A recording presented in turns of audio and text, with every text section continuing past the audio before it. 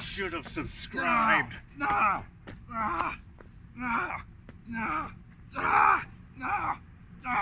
Should have subscribed. You better click like for Dave's suffering. I'll subscribe. Yeah. God. Join the Dark Order. What are you guys looking at? Hello, everybody. Welcome to September 9th of Dave and Jay's Powerbomb. And we just watched AEW Wednesday Night Dynamite. Dave is going to tell you what happened first. Boom. Yeah, and right off the bat, we got Shivani in a parking lot, and he's with MJF and Jericho, and they're talking about how much they respect each other and what travesties happened at the pay-per-view on Saturday. Very much agreed. We'll talk about more of that later. But yeah, they're saying that they respect each other, and they guarantee that each of them will be AEW World Champion in the near future before everything's said and done. I believe them.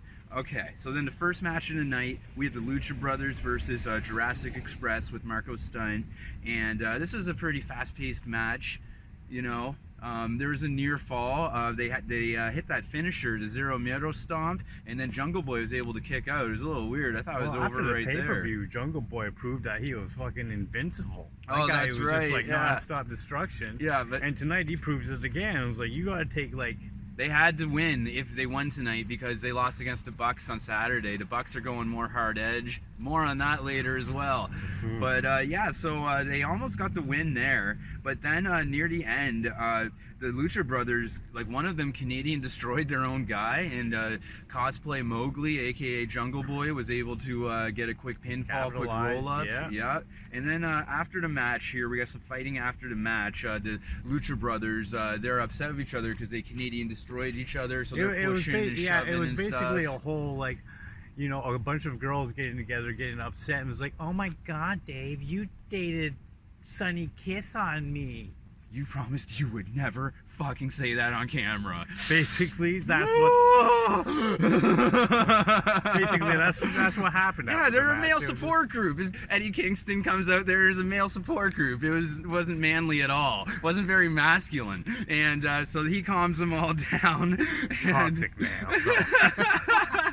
And then they shake hands, and then they hug. Yeah, and everything's good in the land of the Mexicans. So then, that's what we need to woo! Okay. AEW for everyone. AEW's for everyone. Yeah, so then we got words from Jake's, the Snake Roberts, and Murderhawk, and they're all geared up because they won that Casino Battle Royal on Saturday for the #1 contender to the AEW Championship, and they're talking, and I don't know who has the championship right now. Well, I do, but we're not going to spoil it for you right yet. But they're talking to whoever that champ is. Murderhawk's coming. Yeah. And he's got lipstick for that ass. And, so then we have words from Matt Hardy. He took a scary fall against Sammy Guevara in there. I guess it was like a deleted, broken match on Saturday. Yeah. And Sammy was robbed. He won that match, and then they restarted it, and then Matt Hardy got up, and then he shoved him off that thing. But Matt Hardy took a scary fall off the Zoom Boom near the beginning of that match. They had the two tables set up. Took it head first, taking an actual real blow on the concrete. Yeah, so I mean, yeah. And so then he's expected to make a full recovery, but I guess he's taking a little time off. He's got his family out there. He apologizes to them, to us, for worrying about him. And okay. So then we have another match, and it's Orange Cassidy coming off the biggest win of his career. That's Mimosa Mayhem match. Yeah. And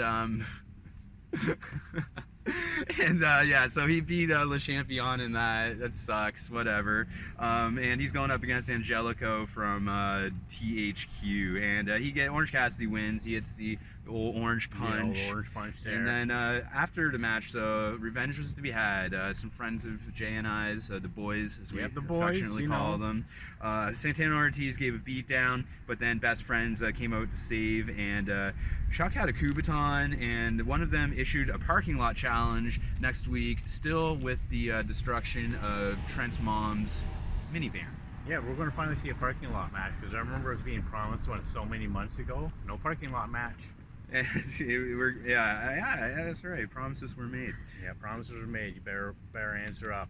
So then this one announcer guy, Alex Marvez, you've seen him around. He's a little annoying. He's trying to get an interview with the Bucks, and he's banging real hard on their locker room door. Door opens. And what happens? Not invited to the Superkick Party, but was invited to a Superkick Party. And he got super kicked on his ass, and the Bucks slammed the door. And that's it. And that's man. it. Those guys are on a mission. Yeah, they're executive vice presidents with purpose. Yep. And, look that stuff up on Wiki. Yeah, we were like, how are they gonna get in trouble? Like, they issued the fines. Like, who's fining them? Like, they're all vice presidents. Like, they book their own matches. Like, whatever. More on that later. And so then we have Kip Sabian. He said on the pay-per-view that this Dynamite, which is tonight, he's gonna select the best friend for his upcoming wedding. Man, the best man. For Penelope Ford. They're getting they're getting married. So he's selecting his best man, and then so he's announcing who it's going to be. Some fat guy Dave. Comes out first. It wasn't me. Still not Dave. Some fat guy he met on Twitch. Dave came out 3 times, and Kip said no. Then Brian Pillman Jr. comes out. Dave number wasn't 2. Him. Yeah, but then this guy named Miro, who's another company guy, but this is a good acquisition. Normally I'm not on board with these other company COVID-17 whatever rejects, but Rusev is a great acquisition. He's Kip Sabian's best man, and I guess they're buddies on Twitch or something, whatever, and they're gonna do their damn thing, and I'm glad that Rusev's a part of the family. AEW for everyone. Join the Dark Order. Join the Elite. Oh, he's turning. He's changing his tune a little bit, it seems like. So then, and he had some things to say. He's tired of going for those other company imaginary brass rings, and he needs them to stick it up their asses. And he's been there for 10 years, and yeah. So then Hangman is, I think he's having a little interview with Shivani backstage or something, and Shivani asks him how he's feeling because it's all your fucking fault. Because this is one of the reasons. All his This is one of the reasons why Jay and I did not cover the All Out pay-per-view on Saturday. I know a lot of you guys were probably looking forward to that, but we were just so bummed out because Kenny Omega and Hangman Adam Page lost the Tag Team Championships to those FTR guys. Go FTR. Yeah. What the fuck is happening? Okay. All right. Calm it down. All right. So then, so he asks Hangman, like, how he's feeling. He's saying he feels bad. It's his fault. He's kicked out of the Elite. He feels bad about it. Shivani's like, hang in there. Then they cut to like some kind of commercial. So then there's some other stuff that happens. So the match happens with Le Champion Chris Jericho and Jake Hager versus Rough Trick. That's the new tag team name for Sonny Kiss and Joey Janela. And before the match, we have a great Judas Singalong. It's great. And I didn't know what type of match this was, but all of a sudden I see Le Champion with a chair and Audrey's letting it go. It must have been a street fight or something, because some more crazy shit happened. It's the way how it always happens on that show, man. Yeah, like then. It's just the way it is, man. You bring a chair, you bring a table, and you have a good time because it's like a picnic. Side note, though, they were doing AEW Dark Results underneath the screen while the match was happening, and Will Hobbs picked up a first win, a big win on Dark, and he had an impressive showing during that Casino Battle Royal. Everybody was impressed with him. Will Hobbs is, we're going to keep an eye on Will Hobbs. Yeah, he's a big man with a lot to prove. And there's a trash can, and then they're battling off the stage, and Janela gets thrown off the stage through a table. Then Sonny Kiss goes on this rampage and starts putting the beats to the boys. I didn't like seeing that. But then Jericho has to cool him down, and he hits him with a fire extinguisher while he's going off the top rope. Jericho's on the ground with the fire extinguisher. And Hager capitalizes with a big bomb on there. And goes hits for him with the rock bottom. They're calling it the Uranagi. That's a rock bottom. And 3. Yeah. You don't talk about other company, Dave. Yeah. Dave P-Bomb. You're right. J P-Bomb. You're a P-Bomb. Alright, so then afterwards, of course, Le Champion has some words after the match, and him and Hager are going after those Tag Team Championship titles, they said. So FTR, look out, you motherfuckers. And then what happens? So then we have words from MJF, and he's at the campaign office, and you know what? Everybody's fired. This campaign is over. You're all fired. He got deleted. He sends him on his way. Deleted. He doesn't like that Nina chick. He tells her exactly how he feels about her. Yeah, she goes off crying good. because he said she has horrible yellow English teeth or something like that. I don't. They're just yellow. No, man, they're good.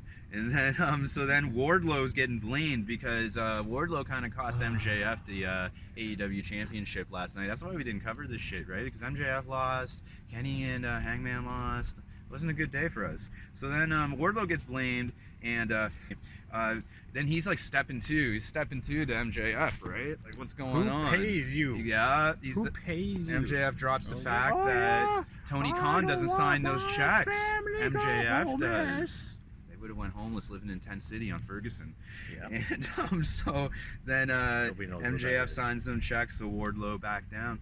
And then we have words from Mox, and he's talking about Murderhawk. So that's he's actually a little bit frustrated because he knows Murderhawk's going to bring war. Yeah, it's never easy for Moxley. He says it's never easy when you're the AEW World Champion, which is true. It's even easier when you have limited wrestling ability. What was Booker T saying? He's saying Moxley like doesn't do anything. He's not bringing anything to the table at all. But he's the champ. Talking. He just wanted to see somebody beat somebody up. That's Mox for you. Yeah. That's why Dave hates him so much, and why I like him in FTR. What the FTR is happening right the F now? I don't like it. So then, speaking of FTR, we have an FTR victory celebration. They're out there with that old geezer Tully, and the ring is surrounded by tag teams, which they defeated in the past. And they're up there, they got their suits on, they got their new titles, they're calling themselves the top guys, blah, blah, blah. And then they call Jungle Boy cosplay Tarzan, and then FTR attacks them, but then they get beat and run away, and then FTR gets a cooler of beer dropped on them, and then everyone eats cake. There's a cake on there, and they're just like, it's great. You know, sure, FTR just hanging out, chilling out, like they're the boys, but they're not quite the boys, but you know, they're up there. And they're just trying to have some good old cake. Dave just spouted fake news, and they broke it out and they shared with everyone. Alright, so then we got a little thing here. I guess on next Thursday, September 17th, AEW Dynamite is going to be at 8 p.m. Then they were saying afterwards they don't know. So, I don't know. They told us Thursday at 8. They said check social media, but we're the only social media you guys need to be checking right here. So then we come back and we got words from Ricky Allen, aka Ricky Starks. He's coming out dressed as Darby, and he's saying that Darby dislocated his pinky, and now he's all sad because he can't skateboard with his friends anymore. And it's bad times for Ricky Allen or Darby Starks. I really like how Ricky Starks is totally ripping on Darby Allen there. I really like his segments. You know, I'm very entertained by that. I like it, yeah, when they Ricky dress up Starks as the guys. Yeah, but I don't know, like, yeah, whatever. Okay, so then we have a big match here. We have Ty Conti, a favorite of Jay and I's, going up against the Native Beast, Nyla Rose, and she's coming out there for new manager Vickie Guerrero. And Ty Conti put up quite an effort in this contest, I must say. We thought we were like, oh my god, squash match, but no, man. She got a commercial break. Yeah, she went the distance. She got a 2 count, and then she hit this knee bar. Then Vickie interfered, but Ty Conti was able to have an impressive run during the picture-in-picture. She locks in an armbar, and people were like, I was kind of like, whoa, if Native Beast taps out, this is going to be pretty huge. She had it locked in for about maybe a little under a minute, but then Nyla just picks her up. Beast bomb. 1, 2, 3, count to 100. But Tay Conti proving that she can hang, even against the #1 champion. Even though it's like her. Well, I thought was that like her premiere match for Dynamite. Might have been, yeah, because she was on that tag team Women's World Cup thing that with Anna Jay. There, so she's part of the Dark Order now. I thought Anna Jay was going to come in there because Vickie Guerrero gets on the mic after and starts talking shit, and they were almost going to beat down Tay Conti, but then Shida comes out with a kendo stick and comes out with the big save because I guess Nyla Rose must be the #1 contender to Shida's AEW Championship. Oh, and she did end up beating Thunder Rosa to retain her AEW Tag Team Championship on Saturday's All In pay-per-view. All In. So then we come back, and they're saying, Tony Khan never came on camera to say this, but they're saying Tony Khan fined the Young Bucks $5,000 each for double super kicking Alex Marvez in the head. But, I mean, it's all bullshit because they owned the company, like, they signed the checks, like, who's finding who, like, yeah. So, and then we have an interview. JR is backstage or something, and he's talking to Kenny Omega because, like, everyone's upset. Me and Jay are upset. I don't know. He likes FTR now. I don't know. Brunch of Tully sounds stupid to me.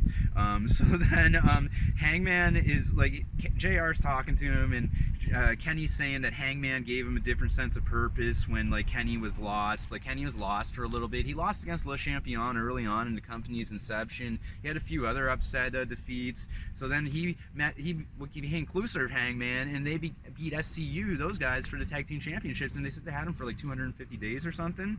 So then JR asks like, what's next for Kenny Omega? And Kenny says, like, great answer. He's like, I gave a year of my life to tag team wrestling. Now it's time to go solo again. It's time to become a champion. Japanese style. So then we go into our main event. Pan broke someone. I'm going there to become Tokyo Dome Heavyweight Champion, man. Nice. I'm gonna give myself to it. Barbed wire match. Oh no, there'll be no death matches, man. Maybe I won't go then. Alright, so then we got our main event, and what a main event it is. It's our TNT Championship match. We have our champion, Mr. Brodie Lee. He's coming out there with that silver Marco Stunt midget guy. It's pretty funny. And then Dustin Rhodes, and I forget who he's out there with. Maybe he's out there with Brandy, I don't know. So then Dustin attacks Brodie right before the bell because he's out for vengeance. And at the pay-per-view, they did win their four-way match against Dark Order. Colt Cabana fucked up. And yeah, I wasn't too pleased. I'm not even a Dark Order guy. I'm going for the frat house, right? You know? Go Dark Order. Join the Dark Order. Woo. And then, so the bell hasn't even rung. They're fighting all around the arena. Tables are getting smashed. Then the match starts. So then, like, Dustin's on a run, man. Like, Dustin's, like, on the run of his life. On a mission to kill the Dark Order. What he did to his baby brother Cody. You know, he was fighting for his family, and he was fighting for potatoes, and he was fighting because what Vince did to him, and he was fighting because Vince touched him in places, and he was fighting because Vince took his dignity and self-respect. Yeah, Vince fucked those guys up real good, man. So he had a lot going on to kick Mr. Brodie Lee and destroy the Dark Order. I got a few highlights on Dustin's grand run here. First, he jumps off the top rope and hits a Hurricanrana on Brodie Lee. Like, what the fuck right there? Then he hits him with a Canadian Destroyer, full on, head first. Like, what the fuck? Dave thought it was like the biggest thing he's ever seen. This is the biggest Canadian Destroyer I've ever seen in my life, that's for sure. And then he hits him with his brother's move, the Crossroads. And then, what happens? So then Lee comes back and super kicks Dustin and hits him with a power bomb because he's showing out Dave and Jay's power bomb over here, as he should.